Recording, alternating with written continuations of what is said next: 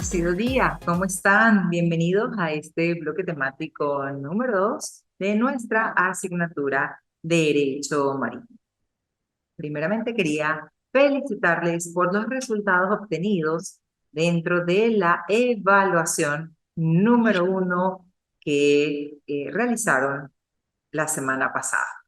En esa evaluación ustedes presentaron de forma crítica su punto de vista de la importancia del derecho marítimo para ustedes como futuros abogados. Quería felicitarles por las reflexiones que bien generaron en ese documento que presentaron dentro de el portal de la plataforma educativa de el IESI.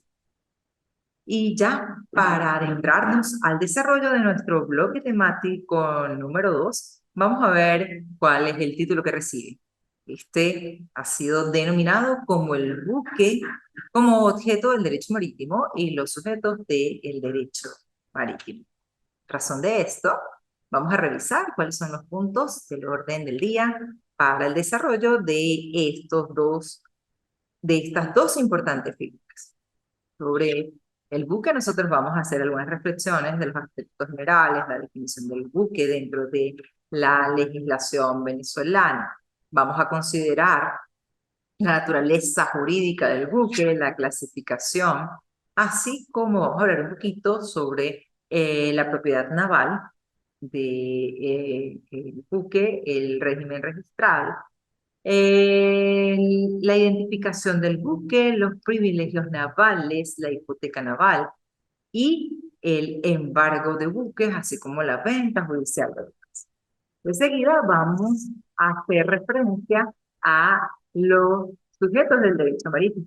Para esto vamos a considerar algunos sujetos como el propietario, el armador, el capitán, la tripulación o la gente de mar, el agente naviero, la función del pilotaje, del lanchaje, entre otros. Y vamos a hablar también de nuestra evaluación, que va a ser una infografía que vamos a tener que realizar de forma creativa y que está referida a los sujetos del derecho marítimo. Allí usted podrá eh, mm, crear su diseño de infografía empleando el sistema que bien cree usted que se le hace más fácil, como por ejemplo Canva o por ejemplo el sistema de Word, para que pueda dar a conocer pues quienes conforman estos sujetos del derecho marítimo en Venezuela. Así las cosas y sin más preámbulos, vamos a ingresar ya con nuestro temas o nuestros tópicos a tratar el día de hoy. Y para esto vamos a hacer referencia a una definición del buque.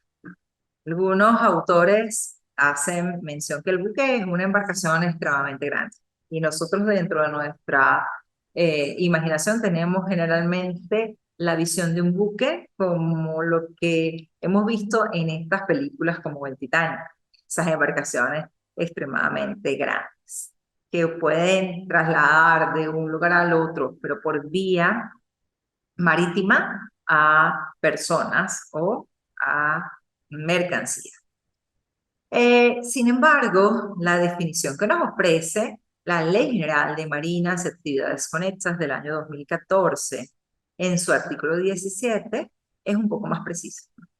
Y por eso es que se define el buque como toda embarcación que puede flotar en el agua y que puede trasladar de un lugar a otro mercancía o personas y todos los accesorios que éste puede tener. Aquí la importancia de la definición radica en el hecho de que el redactor de la norma no dispone de manera específica la superficie sobre la cual va a flotar esa embarcación, ni tampoco las dimensiones que debe tener la embarcación. A diferencia de lo que establece la Organización Marítima Internacional, la cual dispone que la embarcación puede ser de cualquier tipo, pero solamente va a operar en el medio marino.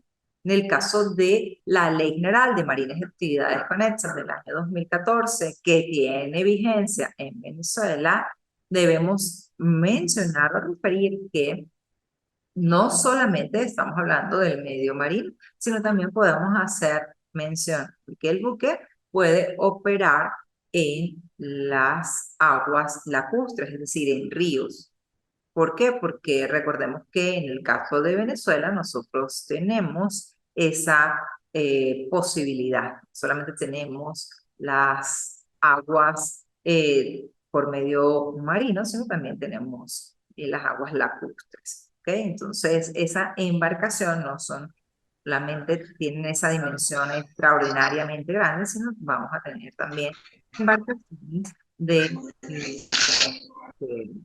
tamaños con menos ostentosos, como por ejemplo una lancha, por ejemplo, un bote, por ejemplo, un, un peñero, entre otros. ¿Ok? Y habiendo definido entonces lo que es el buque, ahora hace referencia a la naturaleza jurídica del. Lo primero que se nos viene a la mente a nosotros cuando hablamos de la naturaleza jurídica es poder determinar si el buque obedece a las particularidades o características de un bien inmueble o de un bien inmueble. Y le pregunto a alguna de las compañeras que están con nosotros conectados, María Ángel Reina, para ustedes, ¿el buque es un bien mueble o un bien inmueble? Buenos días, profesora, ¿cómo está? Bueno, para mí es un bien inmueble, perdón. Ajá, mueble. Muy bien, María Ángel, mueble. ¿Por qué? Porque según lo que nosotros hemos aprendido, en derecho civil, el bien mueble es el que se puede trasladar de un lugar a otro sin que exista alguna descomposición del mismo o un deterioro inmediato del mismo. Entonces, en el caso del buque, pues esto es lo que va a ocurrir. Se va a ir flotando, se va a ir moviendo por el medio acuático, es decir, por las aguas, sin que vaya a sufrir un desperfecto, salvo que ocurra algún siniestro en esa travesía. Por eso debemos señalar que en primer momento la naturaleza jurídica es de un bien mueble, tal como lo dispone nuestro Código Civil. Sin embargo, debo aclarar que el buque rompe la regla principal de lo señalado para los bienes de carácter inmueble, que solamente ellos son los que pueden generar hipoteca. Recordemos que los bienes de carácter inmueble son los que pueden de alguna manera generar pues hipoteca, y a razón de esto tenemos que mencionar que entonces tenemos que referirnos que no es óbice para poder constituir lo que se denomina la hipoteca naval. La hipoteca naval es esa garantía que se constituye para poder, valga la redundancia, garantizar un crédito naval. Y ese crédito naval, pues, puede ser garantizado por medio de hipoteca, pero que se constituye en el buque, rompiendo, por tanto, como lo dice el doctor Bellery Albornoz, la regla general de que solamente se puede constituir hipoteca sobre bienes de carácter inmueble. Por eso es que es importante e interesante el estudio del buque como objeto fundamental dentro del derecho marítimo, puesto que es una institución o una figura que permite romper las reglas generales que hemos venido estudiando dentro del derecho civil, puesto que allí podemos incorporar una garantía de créditos marítimos a través de la hipoteca legal y algunas medidas preventivas, como sería la medida de prohibición de zarpe, la medida de prohibición de enajenar y gravar, entre otras, que vamos a explicar el día de hoy. La clasificación del buque. tenemos que señalar que dentro de esta clasificación vamos a incorporar lo que es la nacionalidad, la afectación y la destinación. Cuando hablamos de la clasificación por la nacionalidad, debemos señalar que los buques pueden ser considerados nacionales o extranjeros. Los buques nacionales son todos aquellos que tienen la bandera de Venezuela y que obviamente están inscritos en la oficina del registro de naves venezolanas. Y los buques extranjeros son todos aquellos que ostentan bandera de países extranjeros y que obviamente no están inscritos dentro del registro de naves venezolanos, también conocido como el RENAV. Pero de acuerdo a su propiedad o afectación, podemos señalar que los buques pueden ser o bien de carácter privado o bien de carácter público.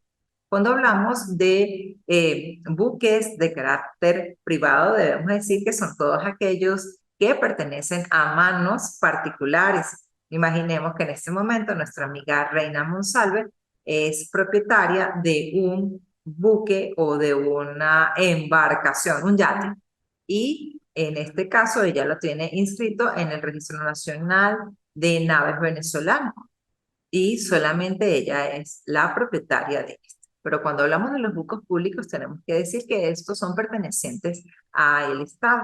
Ejemplo de esto tenemos el buque Escuela Simón Bolívar, pertenece al Estado. Vamos a ver, aquí el chat se pone activo y sí, el internet está pesado, Reina, la comprendo. De acuerdo a su destinación, vamos a tener algunos buques que pueden ser denominados como el buque pasaje. Estos buques pasaje o llamados de pasajeros son aquellos que permiten ese traslado de personas de un lugar a otro. Y indefectiblemente tenemos que comprar lo que se denomina el ticket, el boleto o el password para poder ingresar al. Luego tenemos los buques de carga, que son todos aquellos que permiten de alguna u otra manera transportar mercancía a través de los contenedores, bien de metal o bien de madera, en donde se van a disponer esas cajas que van a permitir el traslado de mercancía de un lugar a un puerto destino, es decir, de un puerto zarpe a un puerto de destino. Tenemos también los buques de tanque.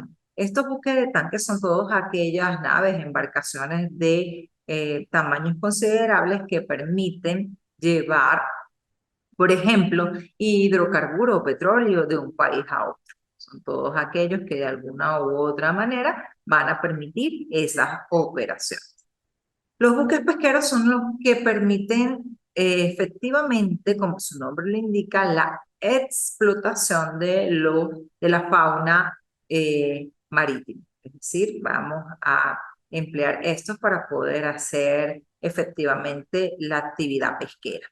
Luego tenemos buques deportivos, como es el caso de los veleros, de todas aquellas embarcaciones que se puedan emplear o usar para poder exaltar algún tipo de deporte.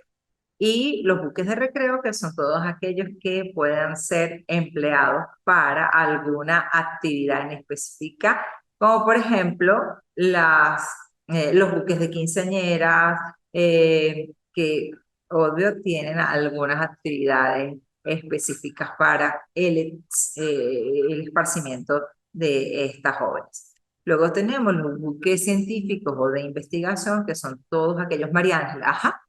¿Tienes alguna pregunta? Sí, profesora, disculpe, ¿y los buques nucleares?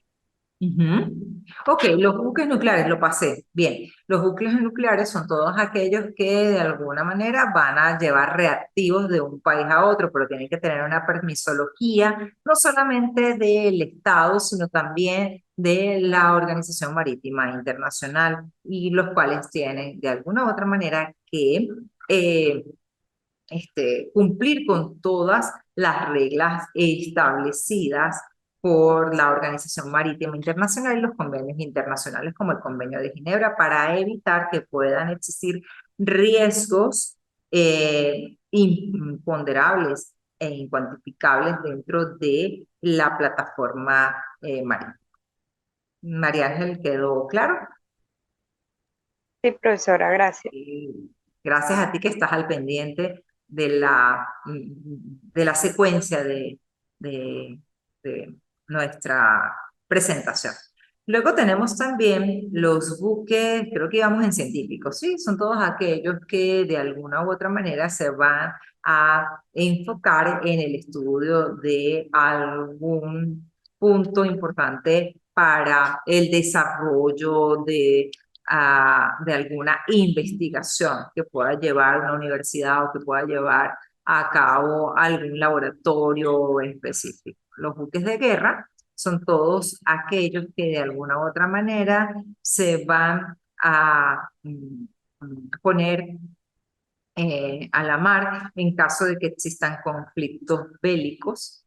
Y los buques de servicio son todos aquellos que de alguna u otra forma vienen a permitir realizar algunas actividades como las del pilotaje, como las del lanchaje, y que van a socorrer a otros buques que en algún momento pudieron quedar varados en alguna travesía y que ya vamos a revisar durante esta sesión quienes pueden llevar a cabo estos servicios. Luego vamos a considerar, según la propulsión, tenemos los buques de propulsión mecánica, que son los que se mueven a través de motores o de motores eléctricos o nucleares, y tenemos todos aquellos buques que se van a mover por medio de la fuerza del aire, es decir, aquellos que se mueven por medio de las velas, que son de acuerdo de la propulsión eólica, y los de la sangre, que son aquellos que van a permitir el movimiento producto de esa fuerza humana, esa atracción que pueden realizar las personas, como por ejemplo por medio de los remos. Luego tenemos que entrar a verificar la propiedad naval del buque. Y a razón de esto tenemos que señalar que la propiedad naval de esta nave va a ser comprobada con la inscripción que se le realice en el registro de naves venezolano, que se conoce como el RENAVE. Importante, el RENAVE es esa institución que opera efectivamente en Caracas como registro principal, pero que también está dentro de las capitanías de puertos. Cuando nosotros vamos a hacer, por ejemplo, alguna inscripción de la propiedad naval de un buque, tenemos inexorablemente que ingresar a la página o el sistema en línea del CINEA, del INEA, a través del CINEA, para poder hacer el trámite previo por medio del sistema en línea y luego sí acudir a las instalaciones o bien de la Capitanía de Puerto o bien de la Oficina General del Instituto Nacional de Espacios Acuáticos para poder ejecutar y hacer los pagos respectivos y que obviamente se nos pueda autorizar a la realización de la tramitación que aspiramos. En cuanto a la propiedad naval, nosotros pudiésemos decir que Crisel va a decir que ella es propietaria de un buque siempre y cuando el buque haya sido construido en la República, pero en este caso, ella, para hacer efectivamente valer su derecho de propiedad, tiene que hacer los pasos previos de la inscripción en el registro de naves venezolanas. Pero si ella adquirió un buque que fue construido en el extranjero, ella deberá comprobar la propiedad a través del documento de traspaso a ella o a una empresa que ella regente para poder solicitar la inscripción de este bien dentro del registro naval venezolano. Pero si, por ejemplo, el buque fue apresado, rematado, pues tiene que presentar dentro del registro de naves venezolano lo que se denomina el acta de adjudicación, la cual tiene que estar certificada para que se pueda verificar que efectivamente o el buque fue rematado o fue apresado o fue capturado y que ella en este momento sea responsable de él mismo.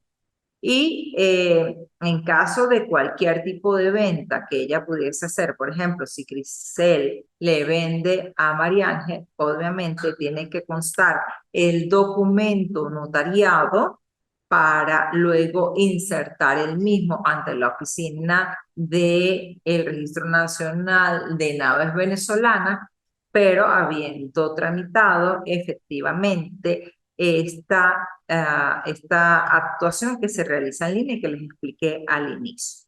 Y esto da efectivamente cumplimiento a lo establecido al artículo 130 de la Ley General de Marinas y de Actividades Conexas que rige en este momento en Venezuela. Estábamos hablando entonces del RENAVE. Dijimos que el RENAVE es el registro de naves venezolanas. Y como les mencioné, la oficina principal está en Caracas, efectivamente, en el Instituto Nacional de Espacios Acuáticos. Pero en cada capitanía de puerto de Venezuela existe una oficina del RENAVE. El RENAVE es el Registro Naval Venezolano, es el único que existe. Nosotros no podemos inscribir nuestro buque o nuestra lancha, nuestro yate en ningún otro registro para que tenga validez o tenga valor. Debemos hacerlo en el RENAVE. Según el doctor Guzmán, el RENAVE es una oficina de registro público y fíjense cómo la define él, altamente especializada, dependiente del Instituto Nacional de los Espacios Acuáticos y que tiene una autonomía bienvenida, una autonomía registral cuyas, si quieres puedes sentarte aquí, ¿ah? eh, autonomía registral y que tiene funciones registrales y que permite de alguna u otra manera identificar o eh, eh, identificar y darle publicidad registral a nuestro buque y la bandera nacional. Estábamos hablando del buque como institución dentro del derecho marítimo venezolano y estábamos haciendo algunas reflexiones sobre cómo comprobar la propiedad del buque. Y estábamos haciendo referencia al registro de naves venezolanas que está inscrito en el Instituto Nacional de Espacios Acuáticos, INEA. Y estábamos definiéndolo según lo hace el doctor Guzmán. Básicamente, este es un registro público que da plena fe, pleno valor de la existencia de la embarcación y de la titularidad del mismo. Así las cosas, y habiendo entonces hecho la reflexión del RENAVE, vamos a establecer cómo vamos a identificar el buque. Para poder hacer la identificación del buque, es necesario que ingresemos al INEA y hagamos lo propio a través del sistema de información en línea de los espacios acuáticos. Y para esto tenemos que acceder a la página del INEA, la página en línea, y vamos a ingresar una serie de datos que nos solicitan, como por ejemplo el certificado de origen. Si el buque usted lo obtuvo de primera mano, pero si ha sido por medio de una venta posterior, es decir, por un traspaso, es necesario que usted presente el documento notariado en donde se hace ese traspaso para que tenga plena fe. En este caso, sí, correcto. ¿Cómo es su nombre? Mi nombre es Luisana. Luisana, excelente. Aquí tenemos de forma presencial a nuestra amiga Luisana que se está incorporando en este módulo y ella ha hecho un símil perfecto en referencia a el sistema que se emplea en este momento con los vehículos. Es necesario presentar el documento notariado, anteriormente se hacía bajo la fórmula del directo, pero esto ya quedó derogado porque es necesario cumplir con la exigencia de el documento notariado para poder verificar la transmisión perfecta de ese bien de carácter mueble. Lo mismo ocurre en el caso del buque. Es necesario que nosotros presentemos nuestro documento notariado en donde se deje constancia o bien de esa certificación de origen o bien de el traspaso que se ha hecho de la persona que es titular de esa nave por primera vez y se deje preso el número de carrocería, el número de serial, los aparejos que posea el barco y todos estos elementos que son de identificación visible. Por ejemplo, el nombre de la embarcación. Cada barco tiene un nombre, por ejemplo, Virgen del Valle o X. Ajá, sí, sí, sí, Astrid Carolina Herrera. Y si fuera poco, el pabellón, que es la bandera que permite determinar la nacionalidad del buque y además de la matrícula de el buque. Luego vamos a hacer referencia a lo que se denominan los privilegios sobre el buque. Y cuando nosotros iniciamos este encuentro tecnoformativo, estábamos señalando que el buque tiene una naturaleza jurídica muy particular, que permite romper la regla de la incorporación o de la determinación de una hipoteca legal sobre bienes de carácter inmueble. Recordemos que las hipotecas se constituyen en bienes inmuebles, pero la regla se rompe con el buque porque se permite garantizar un crédito naval, ojo, naval solamente, con la garantía de este tipo de bien de carácter inmueble. Y por eso podemos decir que el privilegio sobre el buque, según autores como Pejoves, permite gravar el buque sin la necesidad de la publicidad registrada. Nosotros lo que vamos a hacer es, por medio de un documento, en donde vamos a pactar que vamos a disponer este pago y a garantizar el pago o el crédito naval con una hipoteca, se puede establecer en ese documento privado. Los acreedores tienen la facultad de perseguir el buque en manos de quien esté, porque como se puede grabar el buque sin necesidad de la publicidad registral, se puede ir traspasando de mano en mano. Entonces, puede ser que María Ángel se lo pase a Luisana y Luisana lo traspase a Bélgica. Y en estos traspasos, finalmente Bélgica, sin enterarse que ha asumido un crédito nuevo, ella va a tener que cargar y responder y honrar ese compromiso que adquirió, en este caso, nuestra amiga Mariana. No sé qué es esto. Los privilegios marítimos, pues, son unos privilegios especiales que solamente operan dentro del derecho marítimo y que están permisados por algunos acuerdos, como el Acuerdo de Ginebra del año 1993, y que permiten que se pueda dar estas actuaciones. Otra de las particularidades que tiene el buque es la posibilidad de hipoteca naval. Para el doctor Beller y Albornoz, la hipoteca naval es una garantía que viene a generarse para poder dar y honrar una obligación principal. Ojo, pero no es cualquier obligación, sino solamente las obligaciones que estén referidas a lo que nosotros denominamos como las obligaciones de carácter marítimo o naval.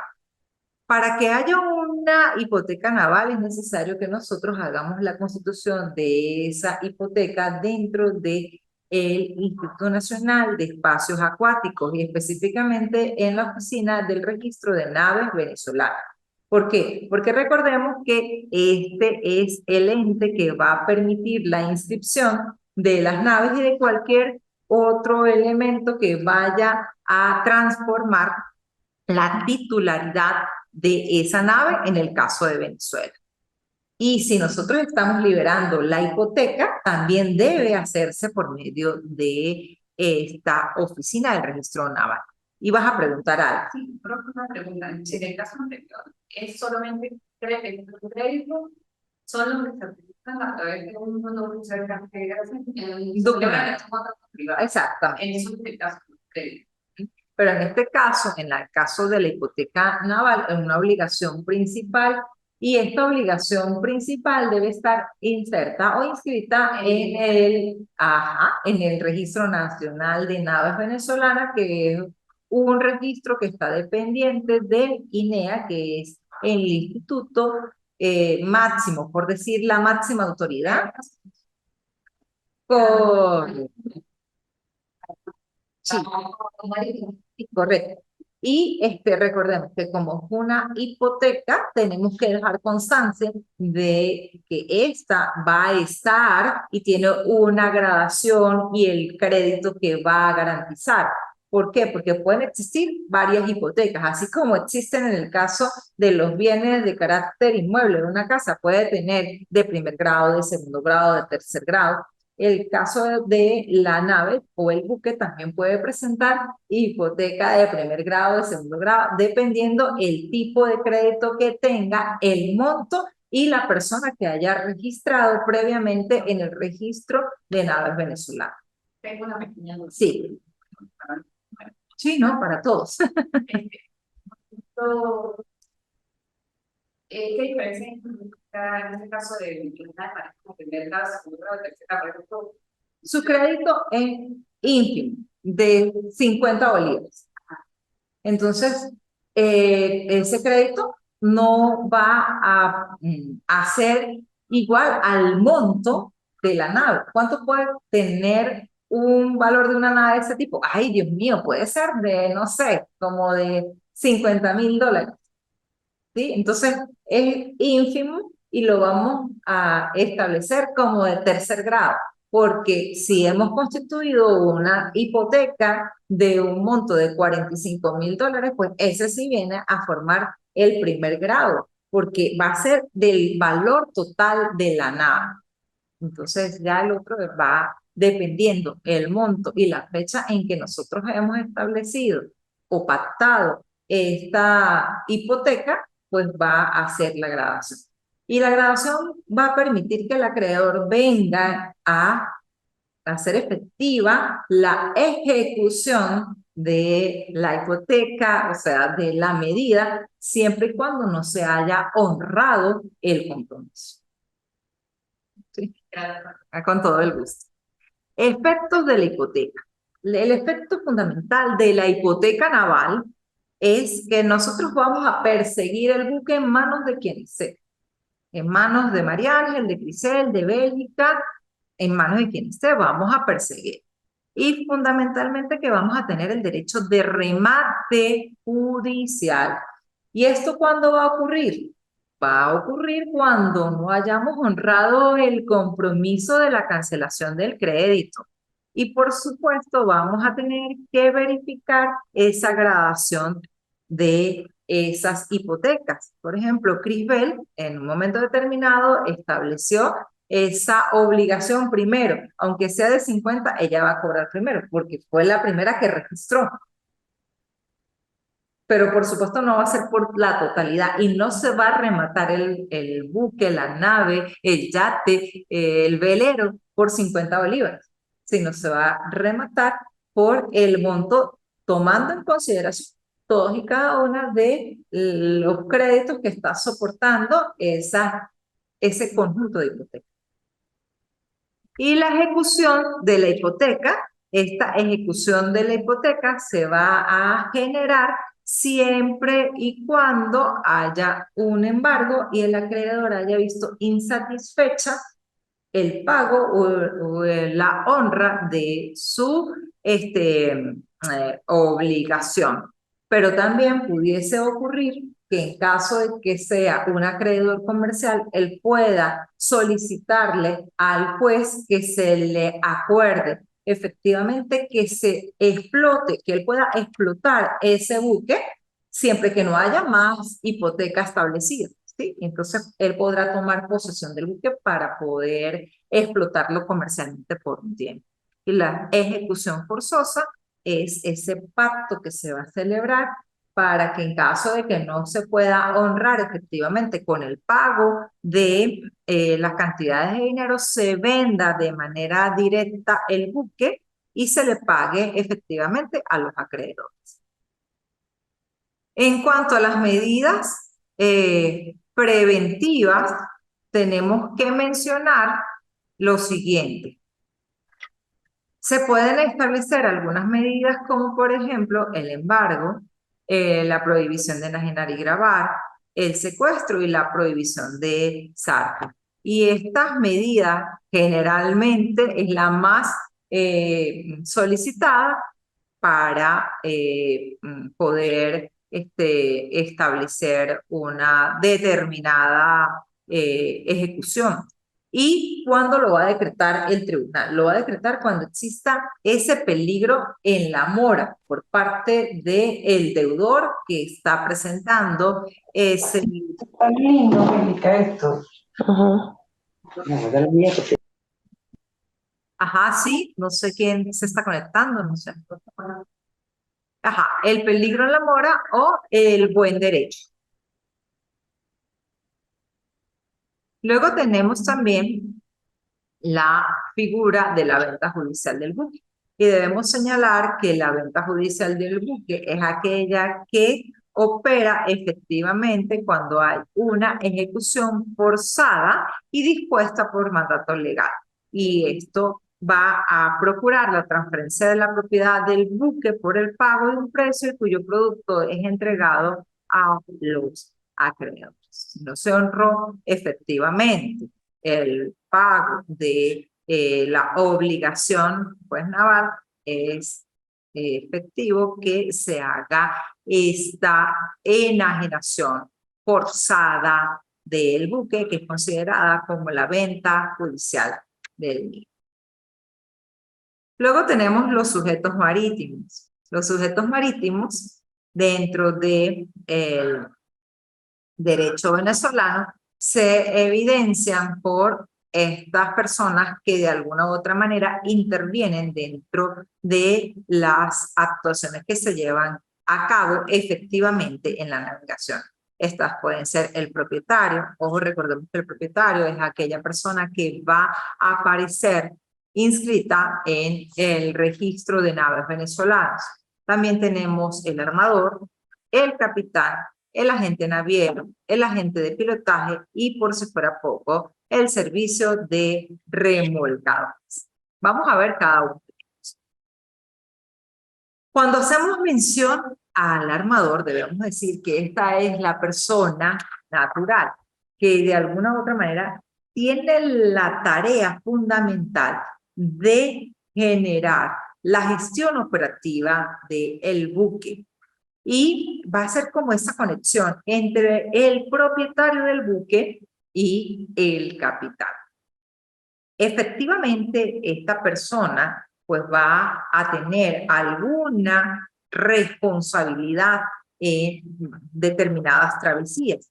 Y en estas travesías podemos decir que la limitación de la responsabilidad se da en primer momento cuando existe algún retraso en la travesía. No podemos de ninguna forma adjudicarle ese retraso al armador. ¿Por qué? Porque si fue por mal tiempo, porque subió la marea, porque llovió, porque ocurrió X eventualidad que proviene de la naturaleza, no le podemos adjudicar eso al armador, quien es la persona que de forma efectiva es el que tiene que tener la gestión operativa del buque que se explota. De la misma forma, imaginemos que ha habido una muerte dentro de la nave. No podemos, y fue de manera natural, no podemos adjudicarle esa responsabilidad de esa reclamación por muerte o por un daño sufrido a el armado. Entonces, a razón de esto, tenemos que decir que el armador tiene una responsabilidad, ojo, efectivamente de carácter civil, y va a estar en función de las obligaciones que son contraídas por el capitán de la nave. En cuanto al capitán, nosotros debemos decir que el capitán es como la máxima autoridad que está dispuesta dentro del buque. Mire, este es ese jefe que ha dispuesto el propietario y el armador dentro del buque.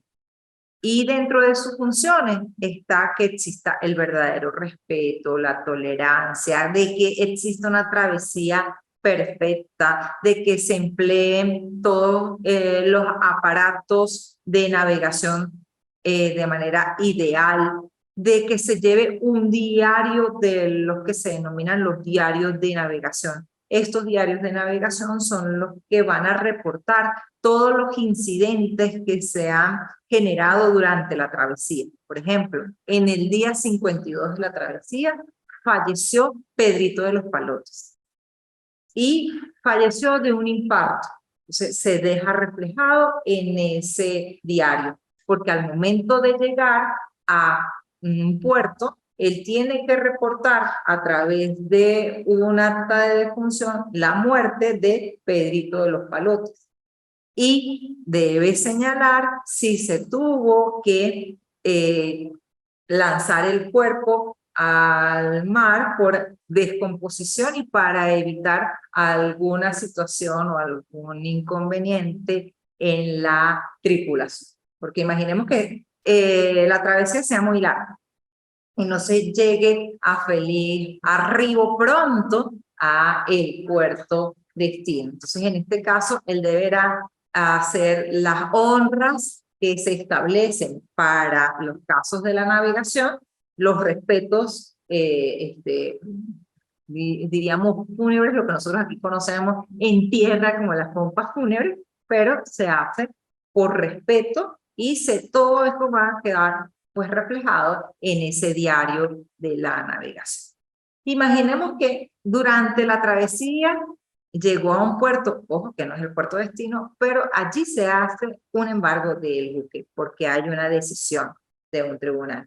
Debe notificar inmediatamente al armador, pero también debe hacerlo a el propietario para que ellos tomen las medidas pertinentes y puedan conocer de la existencia de esa medida de embargo.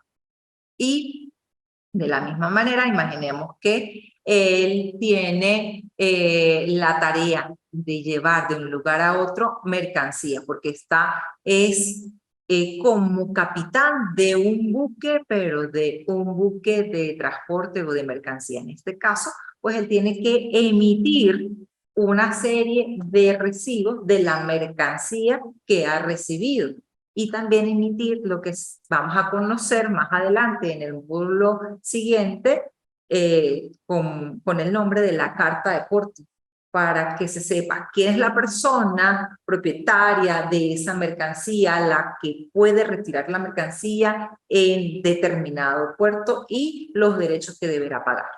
¿Okay? Solamente lo puede hacer el capitán. Luego tenemos el agente naviero.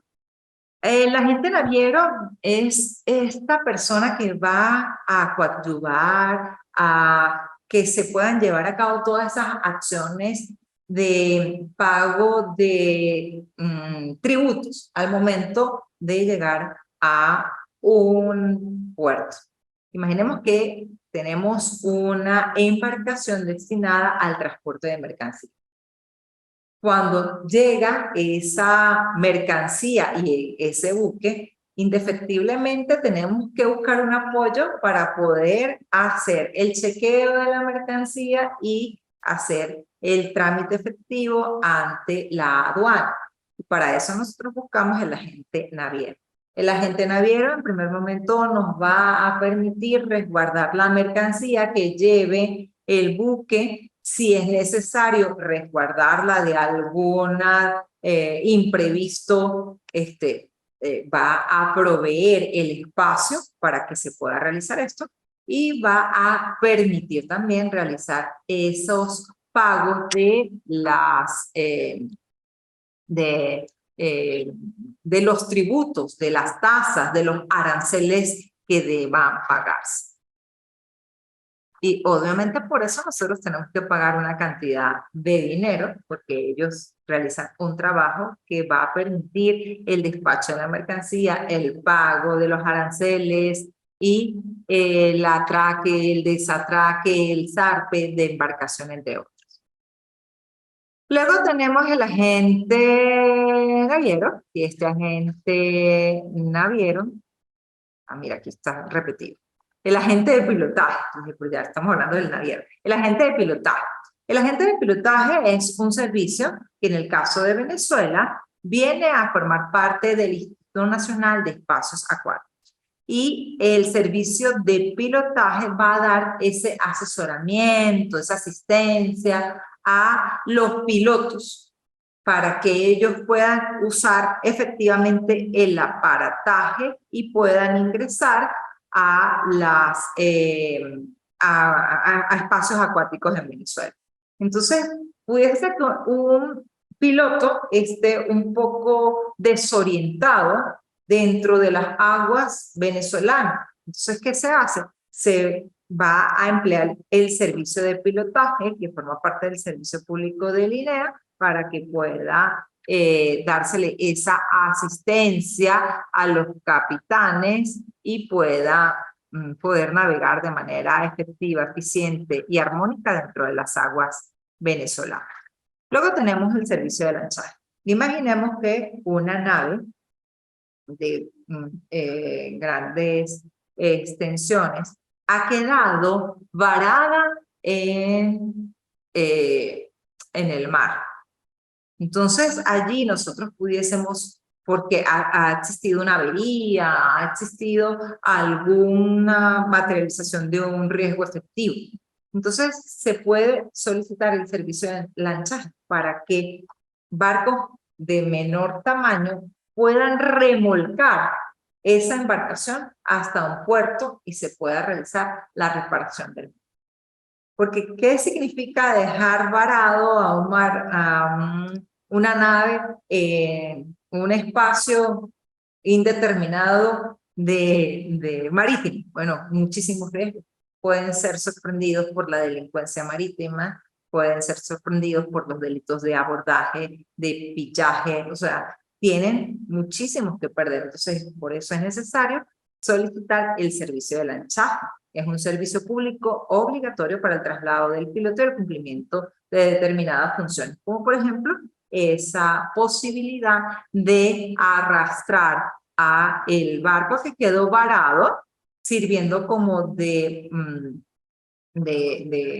sí, como de arrastre para que pueda llegar a un punto que no sea tan peligroso. Exactamente, exactamente. Y nos queda ver la gente de mar. La gente de mar, también llamada la tripulación, viene a, dígame Mariana. Profesora, le faltó el servicio de remolcadores. De remolcadores. Estaba, cuando me dijo mi amiga Luisana, es como la grúa, sí. Este efectivamente es el servicio de remolcadores, que acabamos de explicar, es el servicio de remolcadores. Efectivamente, lo que se hace es asistir para que la nave no quede varada en el medio de la nada, en aguas acuáticas, entonces, en aguas marítimas. Entonces, allí vamos a emplear el servicio de los remolcadores. Bien, Mariana, bien. Y nos queda el caso de la tripulación. Cuando hablamos de la tripulación, son todas aquellas personas que están conformando parte de lo que se denomina la gente de mar. Para poder formar parte de la tripulación, es necesario que la persona esté formada y esa formación debe ser verificada por la Organización Marítima Internacional. ¿Y esto por qué? Porque la faena que ellos realizan en alta mar es totalmente distinta a la que nosotros realizamos en tierra. Nosotros tenemos una jornada muy distinta de trabajo que la gente que realiza labor dentro de una embarcación en alta mar. Y tiene que tener un conocimiento especializado para que en caso de que exista una situación imponderable pueda mantener la calma, no exista posibilidad de agrandar mucho más esa situación de peligro. Y entonces la Organización Marítima Internacional, también conocida como la OMI, celebró un convenio en el año 1978, conocido como el convenio STCW, en la que se establece la necesidad de formación, titulación y guardia para la gente de mar, porque es indefectible que ellos se preparen para ciertas contingencias que se puedan presentar dentro de una determinada travesía. ¿Okay? Y finalmente nos queda allí, pues, cada una de las lecturas recomendadas que están dentro de la plataforma educativa del IESIP, dentro de nuestra aula virtual en el módulo número 2, que vienen a desarrollar esta unidad temática o bloque temático número 2, que hace referencia efectivamente al buque como el objeto del derecho marítimo y los sujetos del derecho marítimo. Abrimos el compás para preguntas e intervenciones de los participantes. Profe, yo tengo una pregunta con respecto a la oficina del RENAVE. Solamente se encuentra en Caracas, no se encuentra en alguna otra parte del país. Bien, capitanías de puerto. Excelente, María Ángel. En cada capitanía de puerto que exista en Venezuela, ellos tienen como oficinas subalternas. Y ellos, dentro de esas oficinas subalternas, van a permitir la inscripción que se va a orientar hacia la oficina principal, que es la que se encuentra en Caracas. Pero recordemos que este es un registro que está interconectado, es decir, está en línea. Y por eso es que todas las actuaciones que se lleven estas oficinas, pues van a estar registradas como lo tenemos hoy en día en los registros mercantiles. En el caso del estado Táchira, los registros mercantiles están efectivamente todos interconectados y las actuaciones se hacen vía online.